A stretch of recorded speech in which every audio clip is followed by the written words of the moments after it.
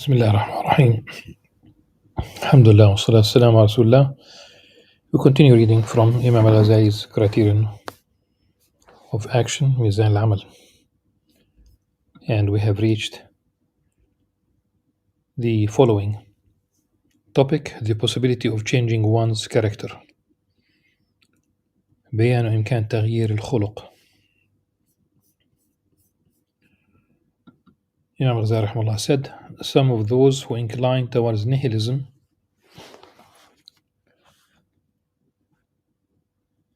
suppose that character, خلق, is like creation, خلق, and cannot be altered.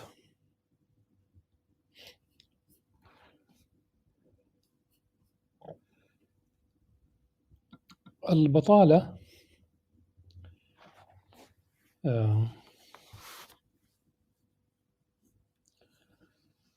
in today's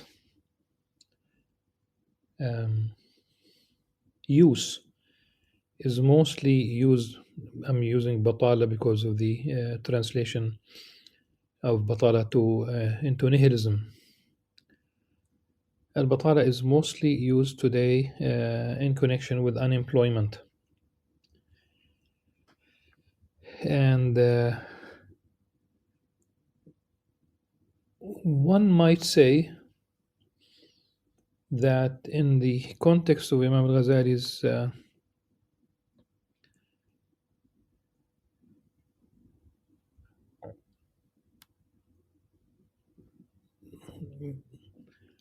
in this particular paragraph, under this particular topic, one might say inaction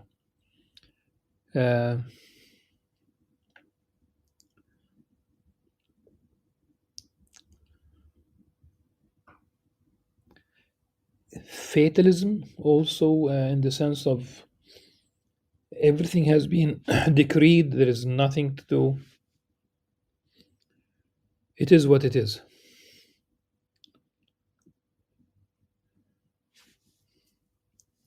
They reflect on the Prophet's words, sallallahu alaihi wasallam, Allah is finished with creation,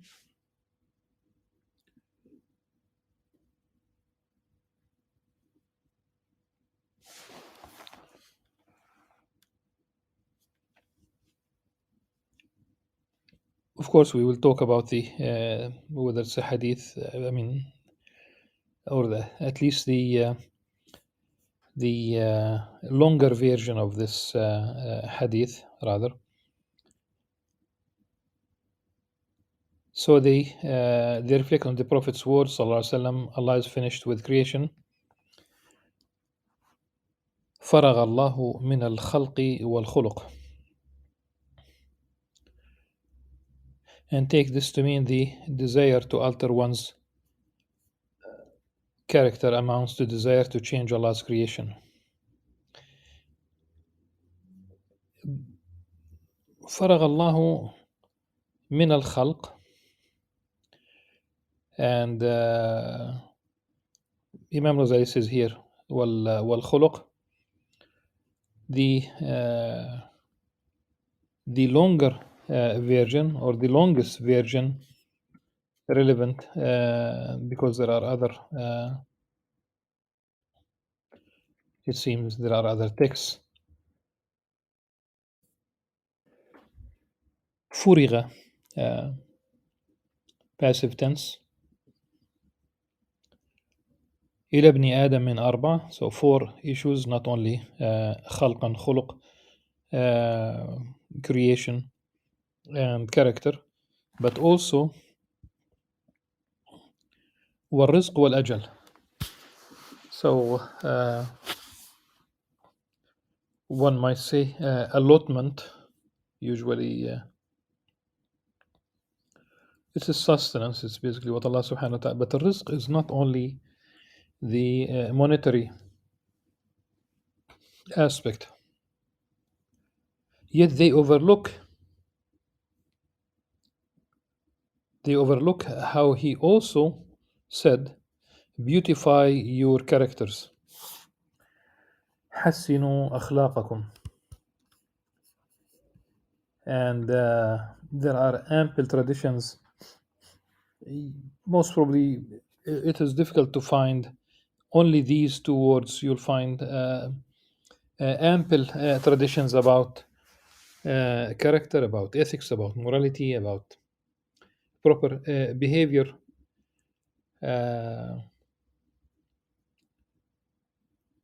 Good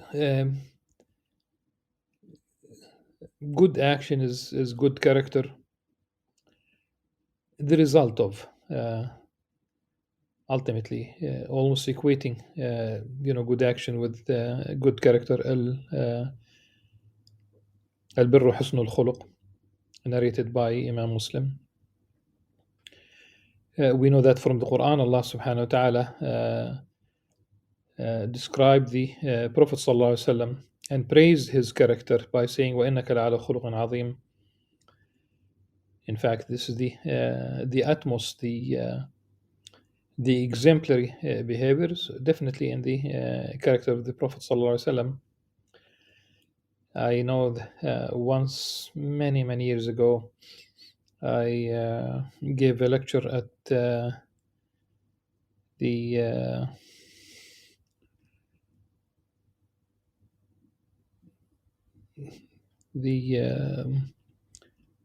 in Jerusalem here at the YWCA, like the women branch of the YMCA, and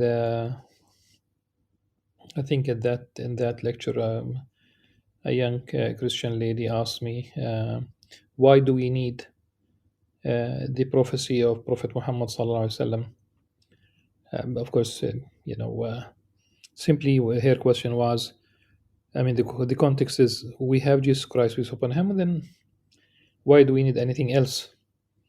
And I did, in my answer, I said that really we don't know much about Jesus Christ in terms of character in specific social context, like how to behave with a wife and children.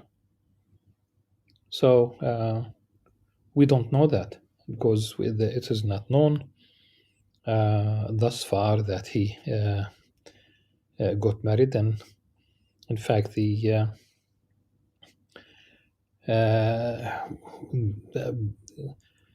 contact with one particular woman could be problematic.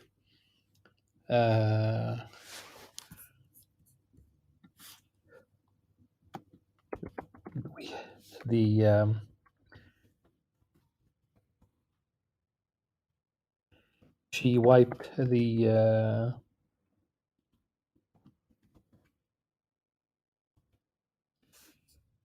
basically Jesus, peace upon him, Jesus' feet with her hair, literally. She put perfume oil on his feet and she did wipe it. I think it's Maria Magdalena, but one can go back to the yes. The sexual connotation there is very problematic.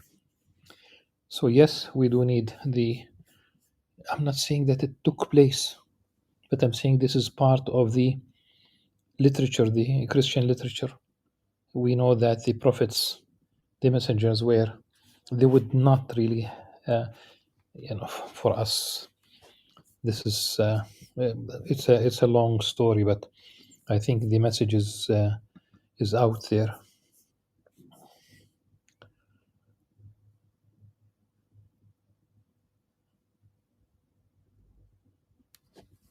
So beautify your characters.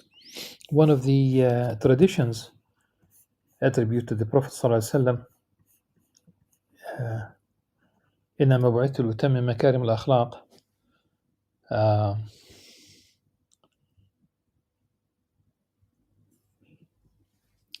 that he was sent sallallahu alaihi wasallam to bring to completion good character. And this is a very a very serious and major topic about the days before Islam in the Arabian Peninsula, because sometimes when it depends who is speaking, but when they speak about the age of ignorance, al-Jahiliyyah, some people paint a very dark picture. Yes, there were those who were idol worshippers, and that's the major issue, really. But if we ask the question, were the Arabs of pre-Islam, were they generous? The answer is yes. Would they say the truth? Yes. I remember Abu Sufyan, radiallahu anhu, before he became a Muslim, he came to Jerusalem. He met with Hercules, and he asked him about Prophet Muhammad sallallahu alaihi wasallam, and Abu Sufyan wanted really to say something negative, but later on he said, "I did not want this. I do not want people to have a record of me lying." So it was a big shame. So were they generous? Yes. Did they say the truth? Yes. The alliance, Hilf al-Fadul, and there were several alliances, and the Prophet was sallallahu alaihi wasallam was part of it, to support the weak, the meek, the needy, the one who does not have a tribe, the traveler. So this alliance was to support people who did not have a back to cover their back. So though there are those who belong to very strong tribes, and not everyone enjoys such a privilege. So there are modern Muslim thinkers who depicted the modern society, colored the modern society and they classify the modern society as that of Jahiliyyah, as the age of ignorance, and they declare the society at large as kafir, and as such they justified attacking, government officials, government buildings, government personnel, police, etc. I remember, and I think it's very important that one shares his experience. I was once at the airport in Cairo, and there was this policeman, young policeman, sitting on a chair inside the airport, holding a copy of the Quran, reciting Quran. And in my mind, I said, it's been almost like 20 years ago. I said in my mind, how could they justify killing such a policeman? Not that anything happened to him, but there was a wave of attacks on Egyptian police years before. And I think this is exactly the mentality of those in Somalia who blew up a graduation class of medical students who were graduating, a very large, tens of them. What are they? What do they read? Are we reading the same book? How could they reach, even if it's a society of non-believers? Where do you find that you can blow up, a graduating class of we say medical students until the actual graduation, but they are already physicians, tens of them. Think about how important their presence in the society at large to alleviate, the whether it's disease or whatever. So yes, beautify your character.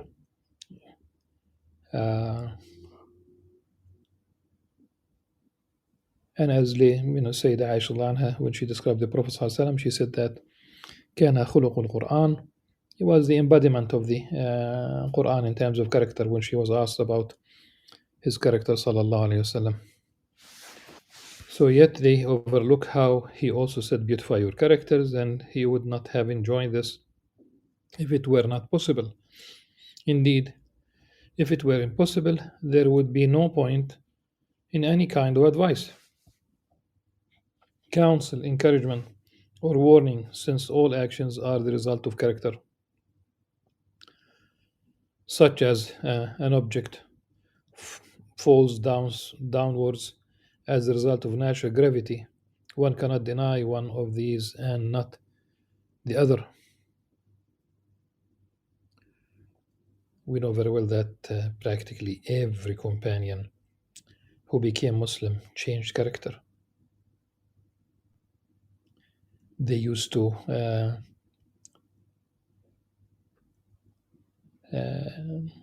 bury their daughters alive, uh, you know, and they stopped, so they have changed. Femicide. In modern times, when China imposed the one-child policy, they started selecting the male child because there was only one child possible, and this led to an imbalance in the society, more male than female. It led to many other problems, but this is not the time to talk about it. There will be no point in any kind of advice, counsel, encouragement, or warning, since all actions are the result of character, such as an object falls downwards as a result of natural gravity. One cannot deny one of these and not the other. Indeed, how could one deny the possibility of human refinement, given the ascendance of his intellect, when it is even possible to alter the character of animals? An animal that is naturally prey can be trained to go from skittishness to docility.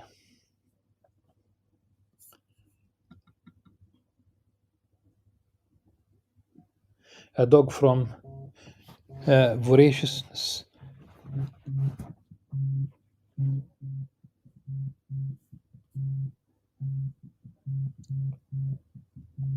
to obedience, a horse from defiance to compliance. The correct way of viewing this matter is that Allah's creation comprises two categories. The first is that wherein we have no participation, such as the sky and the stars, or even the parts of our own bodies, and that which exists in actuality. An animal that is naturally prey can be trained to go from skittishness to docility. إذ ينقل الصيد من التوحش إلى التأنس. So if you hunt such an animal, but of course you catch the animal alive. You can train it, and we know that they have tamed, if you will, elephants, bears, horses, lions, tigers, with always the possibility of the animal going back to its original state of affairs. As they said once about a tiger that killed its trainer, they said, tiger went tiger. The correct way of viewing this matter is that Allah's creation comprises two categories. The first is that wherein we have no participation, such as the sky and the stars, or even the parts of our own bodies, and that which exists in actuality. Second category, that which was created and endowed with the potential to receive further perfection thereafter, if the requirements of its nurture are met, or if the requirements of its nurture are met. This nurture may be of a matter of choice. The date pit, we talk about the fruit, tamr, the noa of the tamr, the pit. The date pit is neither an apple nor a date palm,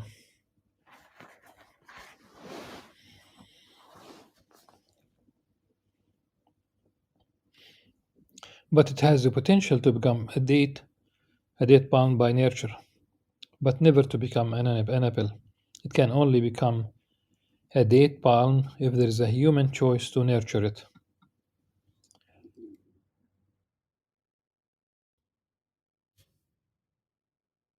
Thus,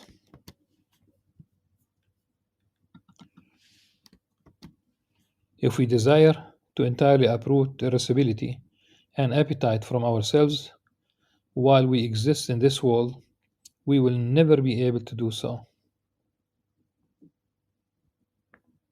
However, if we desire to conquer them, you cannot eradicate, you cannot undo the existence. What you can do is what Imam Al-Ghazali is saying here. However, if we desire to conquer them and tame them with spiritual discipline and struggle, this we are able to do. Indeed, we are commanded to do it, and it has become a requirement for our happiness and salvation. Think about the changes that take place in during Ramadan, for example. You are used to eating at will. Not that this should be the case. But say that somebody who drinks uh, coffee every now and then, uh, he or she stops during the day during Ramadan. That's one example how you modify your behavior. It is true, however, that individual aptitudes differ. Some are quick to accept, others slow. There are two causes for this disparity. One relates to precedence in existence. The faculties of appetite, irascibility, and cogitation exist in man, and the most difficult of them to change, and the most disobedient of them to man, is the faculty of appetite. This is because it is the first of the faculties to come into existence, and the most pernicious of them. It exists within a person from the very beginning, and even in his fellow animals. Then the faculty of irascibility comes to exist after it. And finally, the faculty of cogitation. The second cause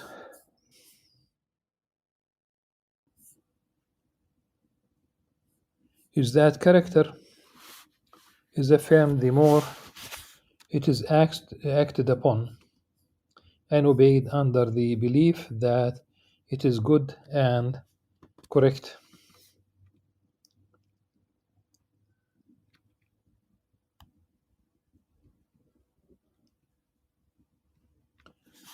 People comprise four levels in this regard. The first is the naive person who does not know the truth, who does not know truth from falsehood, fair from foul. He will remain devoid of belief and also devoid of the indulgence of his appetites by pursuing pleasures. This is the easiest one to cure, for all he needs is the guidance of a teacher and an impulse within himself inducing him to follow. His character will be made sound in no time.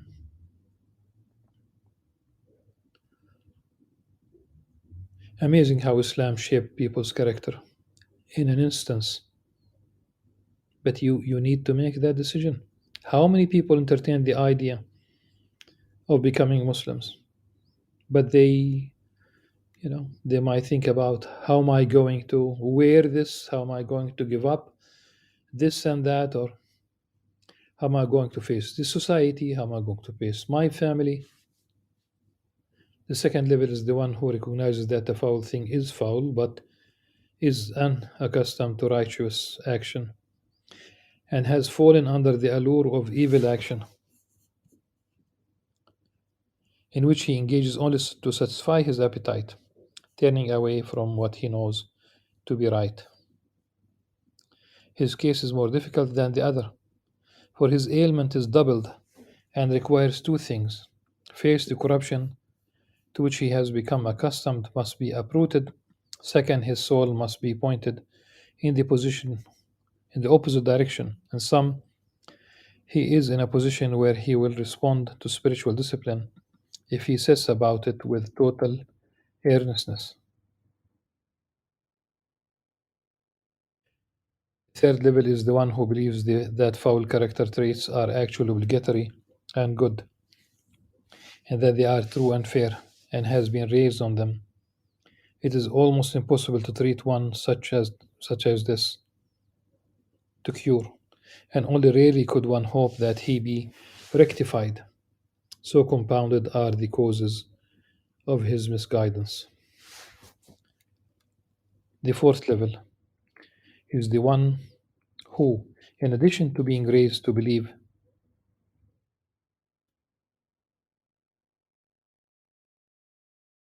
and practice a false doctrine, also takes pride in engaging in much evil and bloodshed, and boasts about it, thinking that it raises his status. This is the most difficult level of them all. It is to such people that the saying refers.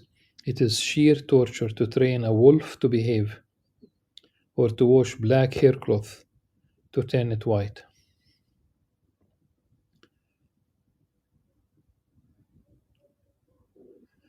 The first of these four is called ignorant,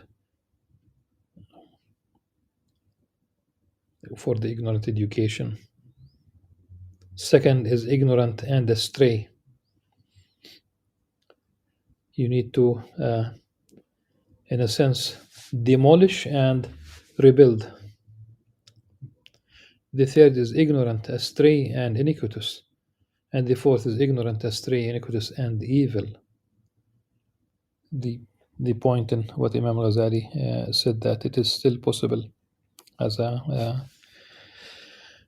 to sum up what we have just read, change is possible. We are commanded to change in the direction of that which is good, to align ourselves with divine commandments,